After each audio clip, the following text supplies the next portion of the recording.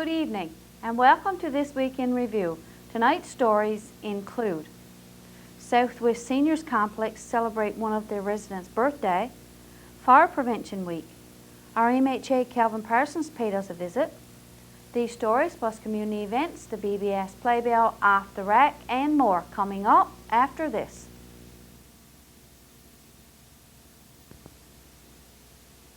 Communication is the beginning of understanding, and understanding is the basis for problem solving. USC Canada believes communication should know no borders. A farmer's field in Ethiopia offers innovation for old problems in Nepal. A community seed bank in Bangladesh sparks ideas for one in Mali. All over the developing world, Canadians in global partnership, finding solutions that work. The residents at the Southwest Seniors Complex gathered in their lounge on Tuesday to help one of their homes celebrate her birthday. Mrs. Elsie Skinner celebrated her 90th birthday. Friends and family gathered for the celebration. Our MHA Calvin Parsons was on hand to present Mrs. Skinner with a certificate commemorating her special day. The guests were served a wonderful soup supper with many delightful desserts. Everyone sang happy birthday to the guest of honor, and then they were served the birthday cake. Mrs. Skinner's son, Morgan, and his wife, Carolyn, were home from Thunder Bay, and her daughter, Cora, and her husband, Raymond, were home from St. John's for this very important occasion. We got an opportunity to speak to Mrs. Skinner. And that was Mrs. Skinner today? Fine. That's good. And you had a wonderful birthday? Yes. 90 years old. Yeah, so how you feeling? Pretty good. Are you? Yeah. Yeah. And I understand you had some family come home? Yes. And who were they? Cora and Ray Yeah. and Morgan and Yeah. Carolyn. So that's your daughter and her husband and your son and his wife? Yeah. Yeah. And you had a big party? Yes, boy. Yeah, that's wonderful. Yeah. Yeah. So how does it feel to be 90? I don't know. Good. Good, yeah. Yeah, that's lovely. Yeah. So what do you think brought you to this age? I don't know. You don't know? No. You're in pretty good health, are you? Well, some days I feel okay. Some Yeah. more days I don't. Yeah, you're Like yeah. arthritis. Oh, okay, yeah. So you're living here on your own, are you? In your apartment by yourself? Yeah. So do you have much help? Do you get A cake comes up every Monday. and does your cleaning? Yeah. Yeah. What? Yeah. Yeah. And I suppose you cooks for yourself, do you? Yeah, cooks like me soup and whatever I want. Oh, wonderful. Yeah. And do you still knit? No, not now. You find it hard, do you? Yeah. Yeah. And I guess since you've lived to see 90 years, you've seen a lot of changes in your day. Yes, it is. Yeah. What's some of the biggest ones you think you've seen? I wouldn't know now. Eh? I wouldn't know. No, you got lots of convenient stuff. Yes. Yeah, you got a refrigerator that you didn't have when you was a young woman, I'm sure. No. Yeah. So your children came a long way to see, I believe, didn't they? Yeah, Mary came from Thunder Bay and Cora and they came from St. John. Oh, yeah, that was nice. And you had a birthday cake. Yes. Yeah. Actually, you had lots of cakes and cookies, I believe, didn't you? Yeah, Yeah. that's right.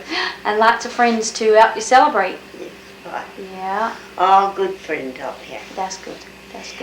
So do you still play cards and things? I don't play cards. Oh, you don't play No. cards? No. You don't like playing cards? No. No, I see. So what do you do to pass the time? I don't watch them. Oh, yes, and that's probably just as much fun as playing yourself, I'd say. Yeah. Yeah. Right. Yeah. Good. Yeah. Well, thank you very much for talking to us, You're welcome. and we hope you have another wonderful year. The week of October the 8th to the 14th was Fire Prevention Week. The Volunteer Fire Department celebrated the week with presentations to the kindergarten class, which included the smoke detector demonstration. The firefighters also gave the children coloring books and pencils. The grade 1 class enjoyed the stop, drop, and roll drill. Several students didn't mind showing off their skills for the firemen. Of course, a visit from the fireman is not complete unless you get a chance to try on the fireman's clothing. All of the elementary school students visited the fire hall to look at the trucks, and some got a look at the jaws of life. This year, the fire department had a draw for smoke detectors. The winners were, for kindergarten, Dylan Tucker; grade 1, Stephanie Porter; grade 2, Vanessa Ann; grade 3, Stephanie Ines; grade 4, Dana Durnford; grade 5, Christopher Domine; and Tiffany Symes for grade 6. In keeping with tradition, the students' names were put in a bag for a draw for a ride on the fire truck. We will show the winners on next week's broadcast. The fire department also did fire drills at the Southwest Seniors Complex, the Calder Health Care Center. They were also available to inspect private homes if anyone was interested. With a large number of firemen out of town due to work commitments, we congratulate the fire department on a job well done. The garbage contract was awarded on Thursday of this week. The general public was advised through the Community Channel 10 on Thursday, October the 12th, that Mr. Conrad Dumford was awarded the garbage contract for the next 3 years. The public was also advised that for the time being, garbage collection will be carried on as usual. However, there are some new regulations in place, and we will be advised on those regulations by circular letter. Stay tuned for more of This Week in Review coming up after this. In West Africa, when rain is scarce, crops fail, forcing rural people to move to cities in search of a means to provide for their families. With the help of USC Canada, villagers in northern Mali are fighting the pressure to leave, with projects focused on market gardens, small credit schemes, and improved soil conservation methods. Help the people of Mali fight back against desertification and drought. Support USC Canada today. On Friday of this week, it was announced that the fee for the position-only license will remain the same until December 31st, 2000. The fee for a position-only license was scheduled to go up to $60 on October 15, 2000. This has now been extended to December 31st, 2000. Firearms owners who plan to get a position-only license should apply immediately, because as of January 1st, 2001, the position-only license will not be available to new applicants. New applicants will only have the option of having a position and acquisitions license after January 1st, 2001. However, anyone who has a position-only license by the end of this year will be able to renew it every 5 years. Remember, you only have until December 31st, 2000 to get a position-only license at the cost of $10. Our MHA, the Honorable Kelvin Parsons, stopped by our studio on Tuesday of this week for an interview. Got lots on our agenda to talk about today. Shall we start with the any make work projects that is on the list for our district? Probably my least favorite topic, as I indicated to you. To me, make work projects are something that you fall back to when you absolutely have to. But in this case, given what's been happening in the community and the economic situation, we certainly do need them. And yes, I can confirm that there will be some projects on the go. Our projects are administered through the Burgeo Diversification Board, and I've already had discussions with Greg Hillier. They have a list, of course, of everyone who needs to be topped up in terms of weeks, and he has a system in place for administering it. But yes, there will be projects. Specifically, I know there will be some brush cutting for sure, and those funds have already been committed. They'll be forwarded to the BDDB, and they'll be proceeding with their hiring policies. I'm quite pleased to say that at least this year we're doing it earlier. Last year it was the first week of December before they got around to doing these, which is kind of late in the year. It's cold weather, you're getting near Christmas time, so it wasn't the best use of the funds to do it that late in the year. So yes, we will have it, and yes, it's about to be up and running, and yes, it will be earlier than last year. Good. Our school status, what's happening there on that scene? The school, there was a meeting that took place. I was down here a short time ago, and Andy Butt, the Director of Education, was down. We met at the school with the teachers from both the high school and the elementary school, who have now united into one school.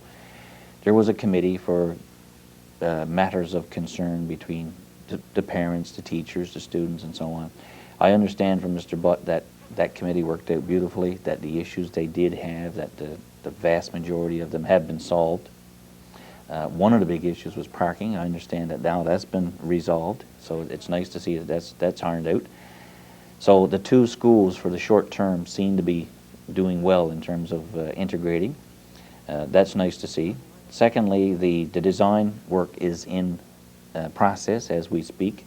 There's some concerns here as to the final design, and I'm arranging meetings right now between the school officials, Mr. Butt and the Deputy Minister of Education, so that we can make sure that the community input that ought to be involved in these final negotiations do take place, because there's not much sense in spending this kind of money to make a facility if the finishing touches as to what the community would like is not included. So I want to make sure that that is included.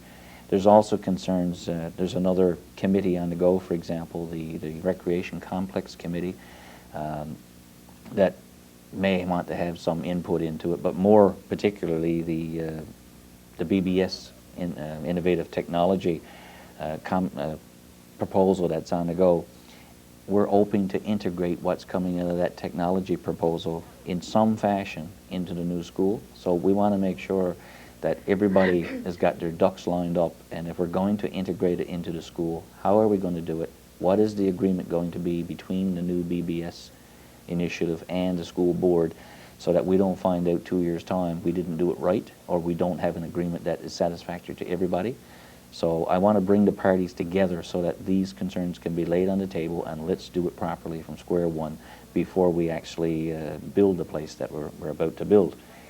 The tender contract for the demolition of the elementary school is being let today, October the 10th, as we speak, and that's closing on October the 26th. So I would think shortly after that we'll have some contractor on site who will actually start with the demolition. So things seem to be on tact, and we just want to make sure that it unfolds properly. Okay. Next on the list was the recreation complex. Yes, I've met since I've been here again with Dr. Barter and with Greg Hillier. There's some ongoing concern, shall we say, as to the final design, how it's going to be, when should it get started, and so on, and where's funding going to come from. And we'll be having meetings again with government officials, particularly Joan Marie Aylward, either this week or next week to finalize those issues and move ahead on that project as well. Okay. We have a new project on the go in town, and I don't know if you're aware of it, but sea urchins. Yes, I met with Greg Hillier yesterday, and he gave me the details of what was happening and who was involved as far as the proponents and stakeholders. And then we pursued that by having a meeting again today with these people, the Benoits, and also Mayor Hand sat in on the meeting as well. It's a great proposal. It can lead to some employment, and it should happen here. There's no doubt about that. It's very feasible, and it will be good for Burgeo, very good. There's a couple of glitches in place, as again, I guess like everything, it seems to be glitches. But one of the concerns is, where would it operate from? I.e., will it be the plant that already exists? Can we get permission from the Falcon people to utilize a part of the plant? Or do we have to go look for somewhere else for a home? Once you get past the physical problem, the next concern is the licensing requirements that you need in order to process. Because the intention is to do part of the processing here and then ship it out to Bell Island for final processing. That involves licensing from the provincial government. And following our meeting today, my next chore now is to arrange a meeting with John Ifford, our Provincial Minister of Fisheries, to see what we can do in terms of the licensing arrangement. Sea urchins, it seems to be a fairly new undertaking by a lot of individuals, and there doesn't seem to be a lot of, what shall we say, rules and regulations involved in that. So I guess, is that a part of the problems as well? I've seen some correspondence, in fact, where the product that was caught in this area and sent to Bell Island was very good product, and in fact they have a marketer in the Japanese market, and the quality of the product is good. It can be produced. You can truck it over the highway to be produced in Bell Island or anywhere else, of course, but you lose a certain amount of the quality when you do that. But more importantly, from our point of view, you lose the employment. We don't want the product hitting the wharf and being trucked out over the highway, which we're having already in some instances. we want to produce it here because that's what creates the employment. Between the harvesters that you have here and the preliminary processing that you would do, that's where the employment benefits are going to come from for this community. Plus, you end up with a better product if you do it that way. When it goes out for the secondary processing, the quality is much higher doing it that way. I spoke to Greg earlier, and he was saying that DFO doesn't have many rules and regulations. So will you be, as our MHA, in on that, or will you just kind of like push that over to and say, you know, we need more rules and regulations for sea urchin, and give that to the proper people? There's two types of different types of regulations. One might be a license regulation that you need in order to process, whether it be primary processing or a secondary processing, whether you're working with the good within the province or whether you want to export the good. So there's all kinds of regulations in place already in terms of the licensing and the processing aspects. There's of course other requirements that we need in terms of how do you handle the product, what are the quality control mechanisms that you need, and do you have a plan, for example, to assure quality control. And Greg informs me that this group, of course, they do have their quality control plan in place, and that's ready to go. So if you have your quality control to satisfy any concerns you have there, and plus an environmental concern, and you have your purchasers and you have your marketers, you're a long way there. The problem we have now is it doesn't fit under the existing government, provincial government system regarding the primary processing. So that's where I have to get in touch with Mr. Efford to see if he's prepared to allow this venture to have a primary processing license for this area. Now, I guess anybody who's been involved in the fishery in the last few years, getting a new license of any kind for any kind of resource, it's almost like asking Moses to bring down more tablets from the mountain. But anyway, that's the chore. No matter how tough it is, that's my next goal with Mr. Efford. Okay. And certainly, last but not least, is our fish plant. Any new updates on that? Well, when we left the last time, the status on the plant was that MP Bill Matthews and Mayor Han and myself had met with Minister Dhaliwal at St. John's to put forward a proposal which required further resource. And as I said at that time, there's certain pieces that's going to make this puzzle work. You need a plant, which we have. You need a processor, which we have. You need a license, which we have. You need skilled workers, which we have. The bottom line is we need a resource. Is that resource going to be crab? Is that resource going to be crab in conjunction with the ground fish that are currently being trucked up over the highway here?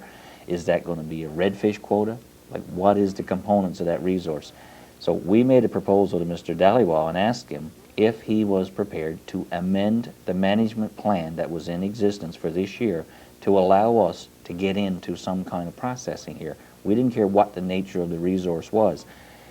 We met with him and his departmental officials, and they weren't prepared. And we've been told quite bluntly a month ago or more now, and we made that clear the last time, that they weren't prepared to amend this year's management plan. And we would have to apply for consideration again come January, February, to see if there was anywhere, based on the exploratories they're doing this fall and the trawl surveys that they're doing, can we avail of any kind of resource? So that's where we were sitting. Now, I'm somewhat concerned as to where we fit in that scenario, given the recent nomination process that took place between Mr. Matthews and Mr. Sinyard, because as we speak today, which is Tuesday, October the 10th, we don't have, Mr. Sinyard has been declared the winner, but Mr. Matthews has filed an appeal saying that there were some irregularities. That's supposed to take place this Friday, October the 13th, apparently, to an appeal board. That raises some other issues. For example, if they say the appeal is denied and Mr. Sinyard is the winner of the Liberal nomination process, we have someone who's going to be the nominee in our next election for the Liberal Party, but Bill Matthews is still technically the MP until that election is called, which raises the issue of when is there going to be an election. Now, if an election is called this month, which people expect to be held in November sometime, it may not be too bad because we're due to meet anyway with Mr. Dhaliwal come January again, excuse me, or whomever the new fishery minister might be. So that would allow lots of time to bring Mr. Sinyard up to speed as to what's happened between our committee's previously, so that come January, he's up to speed, and away we go again, looking for our inclusion in the management plan. That's, if everything unfolds that way, I don't see any problem in our plan of things. If the appeal is allowed, and they order that there will be a runoff again, we're back, I would suggest, sometime next week or within the next week or two of having a rerun again. Excuse me. If the results of that rerun are different, we don't have to bring Mr. Matthews up to speed. If the rerun again confirms Mr. Sinyard, no problem. We can bring Mr. Sinyard up to speed if the election is called in the fall. The worst case scenario that I find for us is, what if there's no election until the spring? We end up with a situation where Mr. Sinyard is the nominee. He's not the official MP. Mr. Matthews is the official MP. So I hope in that circumstance, albeit Mr. Matthews probably wouldn't be too interested in pursuing this issue if he knows he's not going to be the candidate, we had to then strongly urge of Mr. Sinyard that even if that happens and he's not the official member until next spring, we have to get him involved on the ground level as quickly as possible, so that we can't wait until next spring to revitalize this thing. If it's got to be Mr. Sinyard or it's got to be Mr. Matthews, but we need to know where. The other people on this committee are in place. Alistair Hand is still committed to go ahead and go forward with this proposal. I'm still there to go forward with this proposal. But the big part of it, when you're talking resources, the federal government, and that falls into the bailiwick of the MP. So we had to get this thing ironed out and get it ironed out quickly. Is it going to be Sinyard or Matthews? And once we know that, onward we go. But God forbid if there's not an election until next spring, because it keeps us in limbo. And I feel certain, no matter whom it is, if it's Mr. Matthews or Mr. Sinyard, that these gentlemen, no matter who it is going to take the ball and got to run with it. Because otherwise, we can't afford to miss the January-February window when this new plan is being finalized. If we miss that window, we're out of the ball game for another year. If Dhaliwal is still the minister, and if he takes the approach like he already has, that I'm not changing a plan once I get it done. So, but I feel certain that after Friday we'll know where we stand, and regardless of where we stand, we ought to and will work with whomever the candidate is to see that we get this done. Okay, well, there you go. Now, is there anything else you'd like to add before you go? No, just pleased to be here. I've had a clinic here today. I came down yesterday intentionally as well to meet with some committees and so on. It seems like you never get enough time. I had 7 or 8 appointments when I started this morning, but I guess as I'm here so far, I think that's up to 22 as of now. But by all means, I encourage people again that I can't be here as often as I would personally like, given my responsibilities as Minister of Justice, but I had the staff in place, and they're there to work for the people of Burgeo. A lot of these problems can be solved simply by letting us know what the problem is. It's advertised in the Gulf News, it's posted around town at the town hall in different places. I urge people to call, no matter what they might think is a small problem or they might feel they don't want to call, by all means do so. That's what we're there for. And because you might not see my face in town every day, by all means, I have staff in place to help me do those things. So if you have any need or need assistance for any reason, by all means call. That's what we're there for. Okay, well, thank you very much for joining us. Very welcome anytime. Stay with us for Off the Rack, the community events, and the BBS Playbill, all after this. It takes community to heal a village. In northern Mali, USC Canada works with local partners to find community-based ways to ensure mother-child health, food security, and jobs. Canadian agencies are helping to renew and strengthen communities throughout the developing world. This means greater opportunities for global villagers. Canadians in partnership, finding solutions that work. Off the Rack. This week, as we scanned our tape rack, we came across a tape of video of some of Burgeo's houses. Let's look back to October 21st, 1990.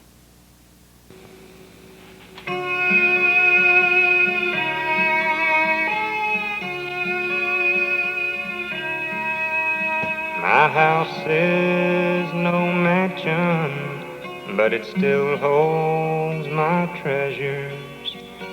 Things that will never be sold. There's few things in this world that just can't be measured by money, by silver and gold. And my house is filled with the things that I love, from her smile in the morning to her soft goodnight hug, her whisper, her laughter, everything that she does. And my house is filled with the things that I love.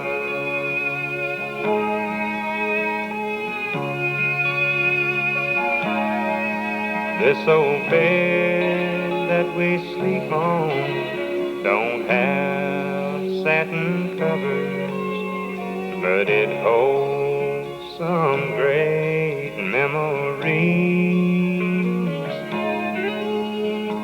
No decorations can make better lovers. In her arms I feel like a king. And my house is filled with the things that I love, from her smile in the morning to her soft goodnight hugs, her whisper, her laughter, everything that she does. And my house is filled with the things that I love. Yes, my house is filled with the things that I love.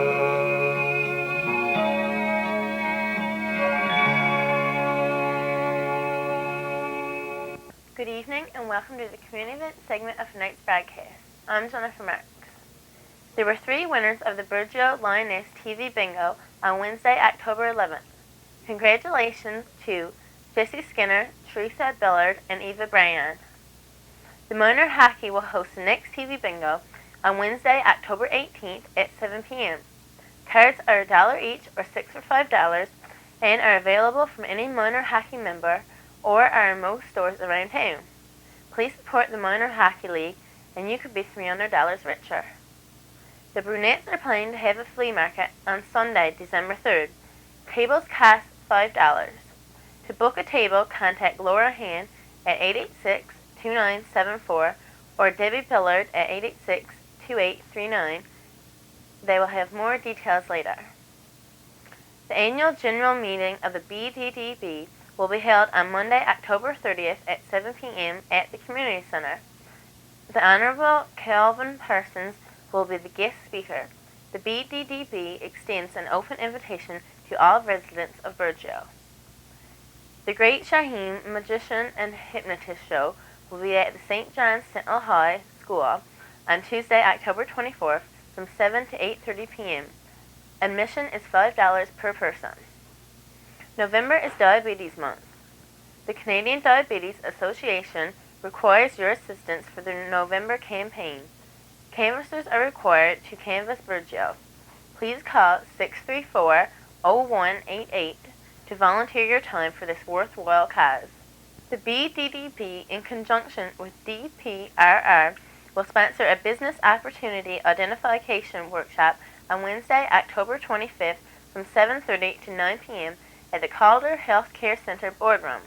To register or to find out more information, please contact the BDD office at 886-2302. If your group or organization has an upcoming event planned, we will be happy to advertise it for you. Just call the BBS office by Wednesdays of each week to have items included in this portion of our broadcast. That concludes the community event segment of tonight's broadcast. See you next week. BBS Playbill. Tune in on Tuesday for a rebroadcast of Pansy's Garden.